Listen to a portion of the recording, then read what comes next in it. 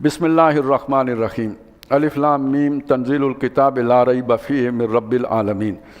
یہ جیسے ہمارے ہاں وہ سورہ یاسین ہے، سورہ ملک ہے، اسی طرح سورہ الف لام میم السجدہ بھی، اس کی بھی بڑی فضیلت جو ہے نا حدیث میں بیان ہوئی ہے، اور نبی صلی اللہ علیہ وسلم کا یہ معمول بھی بتایا گیا ہے کہ آپ رات کو، عام طور پہ لوگوں کو یہ تو معلوم ہے کہ سورہ ملک تلاوت کیا کرتے تھے عشاء کے بعد، لیکن یہ کہ سورہ الف لام میم السجدہ بھی تلاوت کیا کرتے تھے۔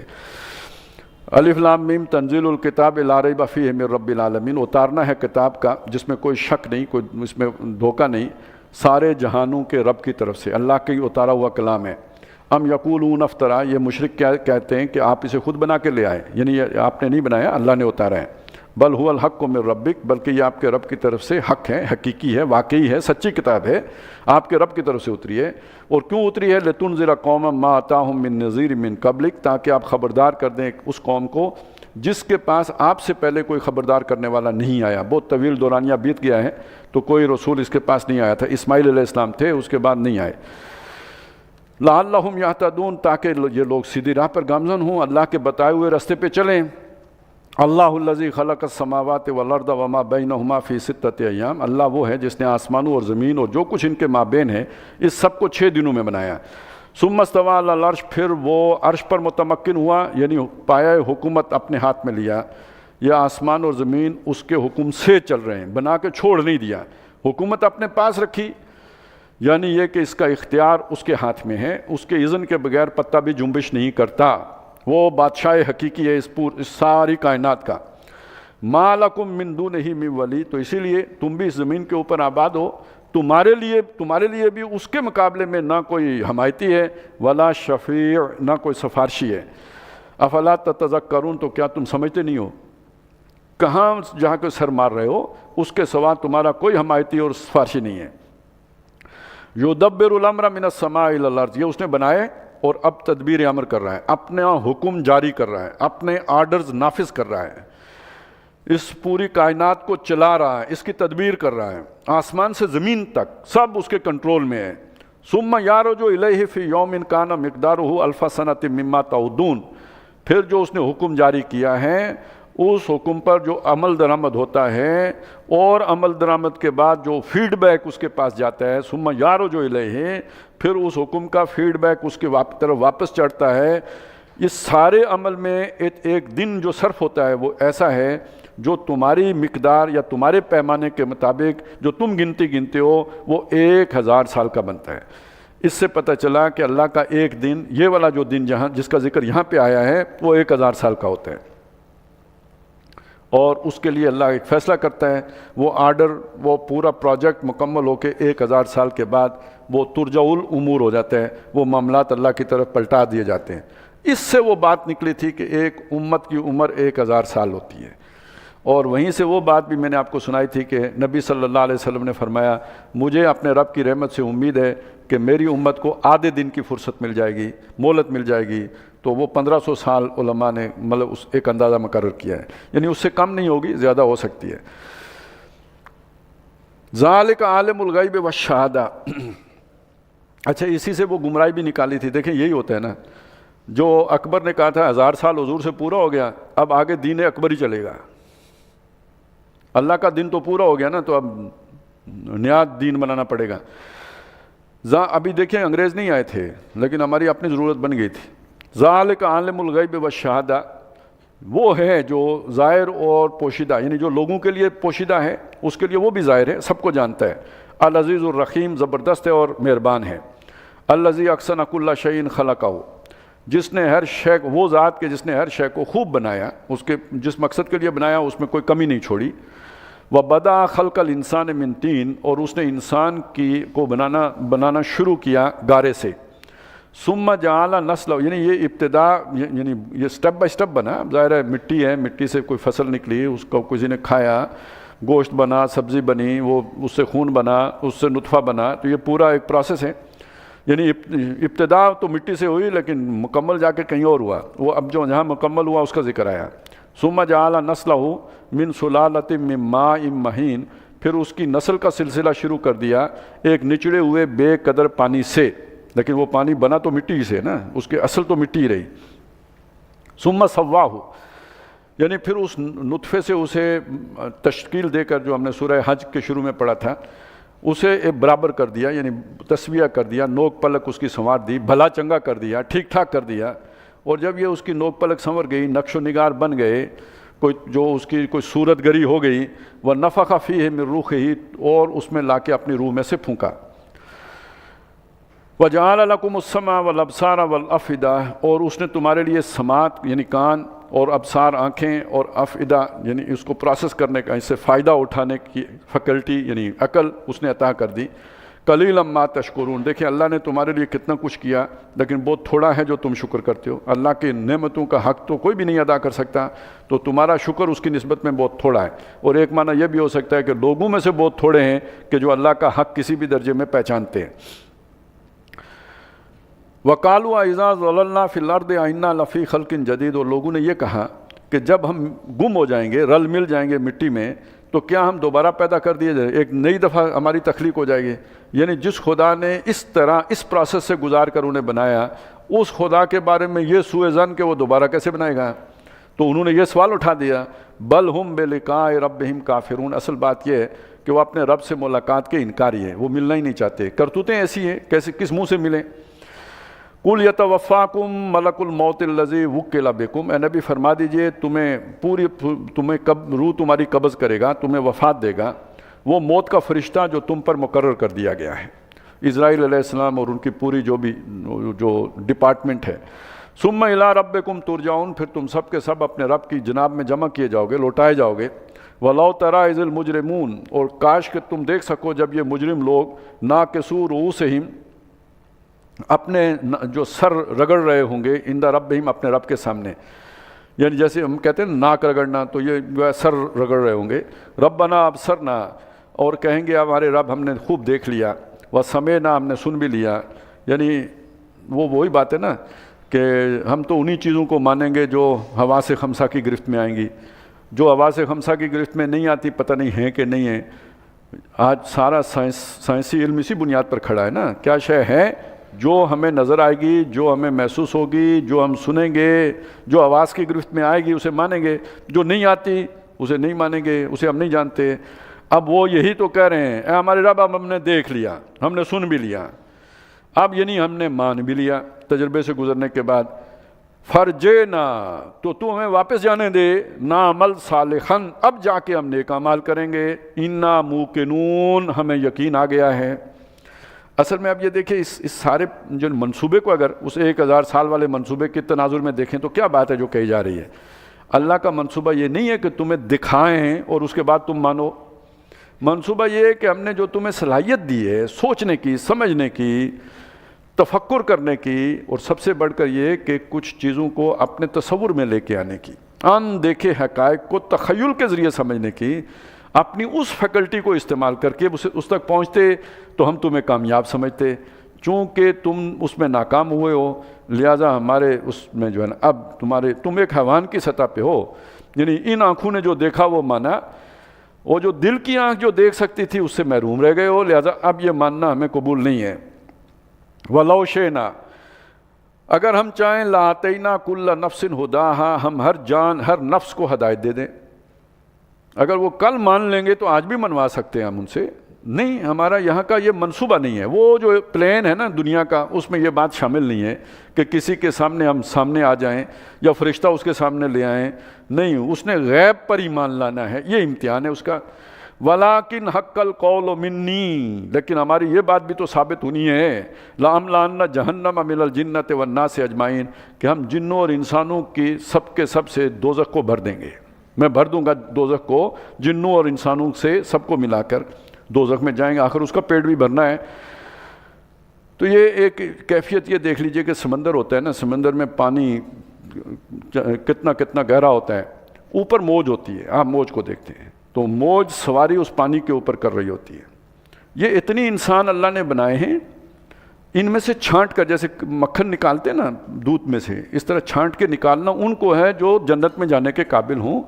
باقی تو سہارا دینے کے لیے بنائے ہیں.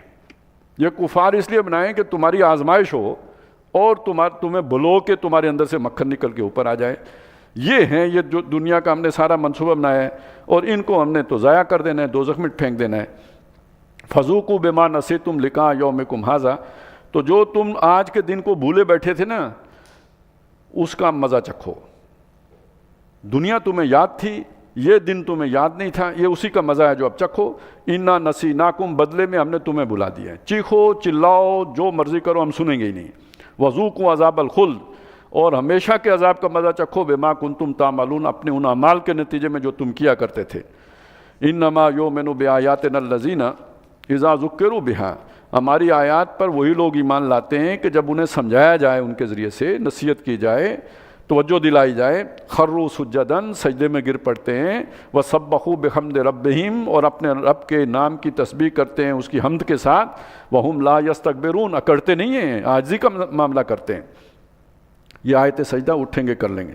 تتجافا جنوبہم عن المضاجع، اللہ کی محبت ایسی غالب آتی ہے کہ ان کے پہلو بستروں سے جدا رہتے ہیں، یعنی رات کو اٹھ کے اللہ کے سامنے کھڑے رہتے ہیں۔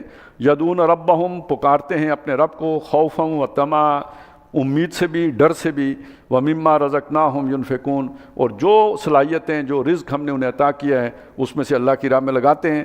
فلا تعلم نفس ما اخفی لہم من قرۃ اعین، کسی جان کو نہیں معلوم جو کچھ اس کی آنکھ کی ٹھنڈک کا سامان چھپا کے رکھا گیا ہے۔ ایک دنیا میں چمک ہے جس سے آنکھیں متاثر ہوتی ہیں، نظریں خیرہ ہوتی ہیں، ایک ہم نے ان کی آنکھوں کی ٹھنڈک کا سامان جنت میں تیار کر کے رکھا ہوا ہے، وہ چھپا کے رکھا گیا ہے، کسی آنکھ نے وہ نہیں دیکھا۔ جزام بما کانوا یعملون، یہ ان کے نیک اعمال کا بدلہ ہوگا جو وہ کیا کرتے تھے۔ افمن کان مومنا، بلا وہ کہ جو ایمان لایا، کمن کان فاسقا، وہ اس طرح کا ہو سکتا ہے جو نافرمان ہے، جو کوئی حکم ہی نہیں مانتا۔ کبھی دنیا میں وفادار اور جو باغی ہیں وہ برابر ہوا کرتے ہیں؟ لا یستوون، وہ برابر نہیں ہوتے۔ اما الذین آمنوا وعملوا الصالحات، جو ایمان لائے، جنہوں نے نیک اعمال کیے، وفاداری کے تقاضے نبھائے، وفاداری بشرط استواری اصل ایمان ہے، جنہوں نے یہ تقاضا نبھایا، فلہم جنات الماوا، ان کے لیے جنت ہوگی، وہ رہنے والے باغ ہوں گے، نزلاً بما کانوا یعملون، یہ بھی ابتدائی مہمان نوازی ہوگی جو انہوں نے اعمال کیے تھے۔ وَأَمَّا الَّذِينَ فَسَقُوا، اور جنہوں نے فسق و فجور کے بازار گرم کیے، دنیا میں ارمان نکالے، مرضی کی زندگی بسر کی، مرضی سے مال خرچ کیا، فَسَقُوا فَمَأْوَاهُمُ النَّارُ، تو ان کا ٹھکانہ دوزخ ہے، آ گئے۔ كُلَّمَا أَرَادُوا، جب بھی وہ ارادہ کریں گے، أَن يَخْرُجُوا مِنْهَا، کہ اس سے کہیں نکل بھاگیں، اُعِيدُوا فِيهَا، اسی میں دھکیل دیے جائیں گے، وَقِيلَ لَهُمْ، اور انہیں کہا جائے گا، ذُوقُوا عَذَابَ النَّارِ الَّذِي كُنْتُمْ بِهِ تُكَذِّبُونَ، اس آگ کے عذاب کا مزہ چکھو جس کو تم جھٹلایا کرتے تھے، نہیں مانا کرتے تھے۔ وَلَنُذِيقَنَّهُم مِّنَ الْعَذَابِ الْأَدْنَىٰ دُونَ الْعَذَابِ الْأَكْبَرِ لَعَلَّهُمْ يَرْجِعُونَ، اور ہم انہیں لازماً مزہ چکھائیں گے چھوٹے عذاب کا بڑے عذاب سے پہلے، شاید کہ وہ پلٹ آئیں۔ یعنی دنیا میں دو طرح کے، سورہ انعام میں بھی ہم نے پڑھا تھا کہ جب رسول بھیجتے ہیں تو ہم ان لوگوں کو تھوڑی تھوڑی سزائیں بھی دیتے ہیں، کوئی طوفان آتا ہے، کوئی سیلاب آتا ہے، کوئی ٹڈی دل آ جاتے ہیں، کوئی مینڈک نکل آتے ہیں، اور یہ اس لیے ہوتا ہے تاکہ رسولوں کی بات پر کان دھریں، لعلہم یتضرعون، روئیں، گڑ گڑائیں اور اللہ کی طرف متوجہ ہوں۔ پچھلی صورت میں ہم نے پڑھا ظہر الفساد فی البر والبحر بما کسبت ایدی الناس، اضافی طور پہ نہیں ہوتا، یہ لوگوں کی اپنی غلطی کے نتیجے میں ہوتا ہے، لیکن اس سے ہم لوگوں کو یہ فائدہ اٹھانے کا موقع دے دیتے ہیں کہ ایک تو ان کو کوئی سزا مل جائے ان کے کیے کی، اور لعلہم یرجعون، شاید کہ لوٹ آئیں، توبہ کریں، وگرنہ کھلی چھٹی دے دیتے تو وہ بالکل ہی متوجہ نہ ہوتے، تو ہم نے تھوڑا جھٹکا دے کے انہیں اپنی طرف متوجہ کیا، تو یہ چھوٹا عذاب ہوتا ہے۔ بڑا عذاب کون سا ہوگا؟ دو عذاب بڑے ہو سکتے ہیں، ایک تو یہ کہ دنیا میں وہ عذاب آ جائے کہ جس میں جڑ کٹ جاتی ہے، وہ بھی بڑا عذاب ہے، یعنی یہ چھوٹے عذاب تھے، وہ بڑا عذاب ہے، جیسے فرعون پہ آ گیا، پہلے 9 نشانیاں دکھائیں، چھوٹی چھوٹی مسائل آئے، نہیں باز آیا تو بڑا عذاب آ گیا، اور ایک بڑا عذاب دوزخ کا عذاب ہے جس سے چھٹکارا ہی نہیں ہے۔ تو اس بڑے عذاب سے پہلے دنیا میں چھوٹے چھوٹے عذاب بھیجیں گے۔ اس کا مقصد، اس کہنے کو یہ سزا ہے، کہنے کو عذاب ہے، سوچو تو یہ رحمت ہے کہ اس سے اگر ہوش ٹھکانے آ جائیں، اس سے بندہ پلٹ کے اپنے رب کے جو ہے نا دربار میں پہنچ جائے تو یہ رحمت بن جائے۔ وَمَنْ أَظْلَمُ مِمَّنْ ذُكِّرَ بِآيَاتِ رَبِّهِ، اور اس سے بڑا ظالم کون ہوگا، ناانصاف کون ہوگا کہ جس کو سمجھایا گیا ہو اپنے رب کی آیات سے، ثُمَّ أَعْرَضَ عَنْهَا، پھر بھی وہ منہ موڑ کے چل دیا ہو، پرواہی نہ کی ہو، بیرا بن کے رہا ہو، إِنَّا مِنَ الْمُجْرِمِينَ مُنْتَقِمُونَ، ایسے مجرموں سے ہم انتقام لیں گے۔ یہ وہ انتقام ہے جو مکے والوں سے لیا گیا. کیوں؟ ان کو محمد الرسول اللہ صلی اللہ علیہ وسلم نے اللہ کی آیات کے ذریعے سے سمجھایا تھا اور پھر ان سے وہ انتقام لیا گیا، جس کی پہلی قسط بدر تھی اور آخری قسط فتح مکہ ہے. دوسری بات یہ جان لیجئے کہ یہ جو جرم ہے اس کا ارتکاب اس وقت سب سے بڑھ کر خود مسلمان کر رہے ہیں، کیونکہ ہم مانتے ہیں کہ یہ اللہ کا کلام ہے اور اس کے بعد بھی اپنے عمل کو اس کے مطابق استوار نہیں کرتے، اور اس کی سزا ہے جو سر پہ کھڑی ہے. جو اس وقت جو جنگیں تلی ہوئی ہیں اس کے نتیجے میں مسلمانوں کو بھگتنی پڑے گی. لیکن اس سے اگر مسلمانوں کے ہوش ٹھکانے آ جاتے ہیں، پلٹ آتے ہیں، اپنی اصل اس کو پہچان لیتے ہیں، تو یہی مطلوب ہے لعلہم یرجعون کے پلٹ آئیں. اور پھر جو اصل مجرم ہیں جو اس کے باوجود بھی نہ سمجھیں، وہ ہیں کہ جن سے اللہ تعالیٰ کہتے ہیں کہ ہم انتقام لے کے چھوڑیں گے، ان کو برباد، ان کی جڑ کاٹیں گے. یہ چیز تھی جو ہم نے پڑھی تھی کہ یہ قرآن حق بن کے اترا ہے. بالحق انزلناہ و بالحق نزل.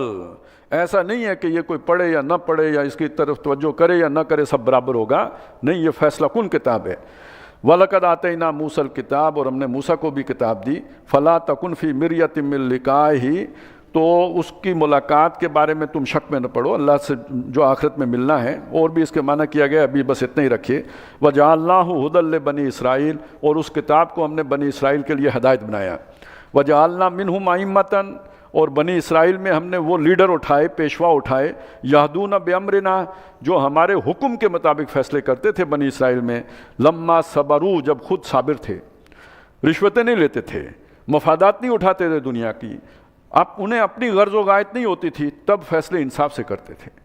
لیکن یہ کہ جب اپنے مفادات عزیز ہوئے تو پھر انہوں نے اللہ کی آیات کو بھی بدلنا شروع کر دیا، تعریف بھی کرنا شروع کر دی، وہ خود اپنے پاس سے ہاتھوں سے لکھ کر اسے اللہ کا کلام بھی بتانا شروع کر دیا. تو اس کا مطلب ہے جس دل میں دنیا کا لالچ ہو وہ انصاف نہیں کر سکتا، اللہ کی حدود کے مطابق فیصلے نہیں کر سکتا. وَقَانُوا بِآيَاتِنَا يُوقِنُونَ، اور وہ ہماری آیات کا یقین کرنے والے تھے. یقین کا مطلب یہ ہوتا ہے اللہ کے نازل کردہ کے مطابق رہنمائی فراہم کرنا، گائیڈنس دینا، فیصلے کرنا. ان ربک ہوا یفصل بینہم یوم القیامہ، بے شک تیرا رب ان کے مابین قیامت کے دن فیصلے کرے گا. فیما کانوا فیہ یختلفون، تمام ان باتوں میں جن میں وہ اختلاف کرتے تھے. اولم یہدی لہم، کیا ان کے لیے یہ بات کافی نہیں ہے ہدایت پانے کے لیے؟ کم اہلکنا من قبلہم من القرون، ان سے پہلے کتنی بستیاں ہم نے اجاڑ دیں، ویران کر دیں، ہلاک کر دیں. یمشون فی مساکنہم، جن کے مسکنوں سے یہ گزر کر آتے جاتے ہیں. ان فی ذالک لآیات، بے شک اس میں نشانیاں ہیں. افلا یسمعون، تو کیا وہ سنتے نہیں؟ اولم یروا انا نسوق الماء الی الارض الجرز، کیا وہ دیکھتے نہیں کہ ہم ہانک کر لے جاتے ہیں پانی کو ایک چٹیل زمین کی طرف جو بنجر ہو چکی ہوتی ہے. فنخرج بہ زرعا، پھر اس پانی کے ذریعے سے ہم زراعت نکال دیتے ہیں. تاکل منہ انعامہم وانفسہم، جن سے یہ ان کے مویشی بھی کھاتے ہیں اور ان کا اناج بھی نکلتا ہے. افلا یبصرون، تو کیا یہ دھیان نہیں دیتے، سوچتے نہیں؟ وَيَقُولُونَ مَتَىٰ هَٰذَا الْفَتْحُ إِن كُنتُمْ صَادِقِينَ، جب کچھ نہیں بنتا ایک ہی بس بات وہ کہتے ہیں کہ یہ فیصلہ کب ہوگا، کب عذاب آئے گا، اگر آپ سچے ہو تو وہ دن ہمیں بتاؤ. قل، اے نبی فرما دیجئے، یوم الفتح، جس دن وہ فیصلہ کن دن آئے گا، لا ينفع الذین کفروا ایمانہم، اس دن ایمان لانا کافروں کو فائدہ نہیں دے گا. ولا هم ینظرون، نہ ہی انہیں فرصت ملے گی، ڈھیل دی جائے گی، موقع دیا جائے گا. فاعرض عنہم، آپ ان سے اعراض کیجئے، ان کا خیال چھوڑ دیجئے. وانتظر، اور انتظار کیجئے. انہم منتظرون، وہ بھی انتظار میں ہیں کہ وہ دن کب آتا ہے، آپ بھی انتظار کیجئے. بارک اللہ لی و لکم فی القرآن العظیم و نفعنی و ایاکم بالآیات و الذکر الحکیم. 8 رکعتیں پڑھیں گے.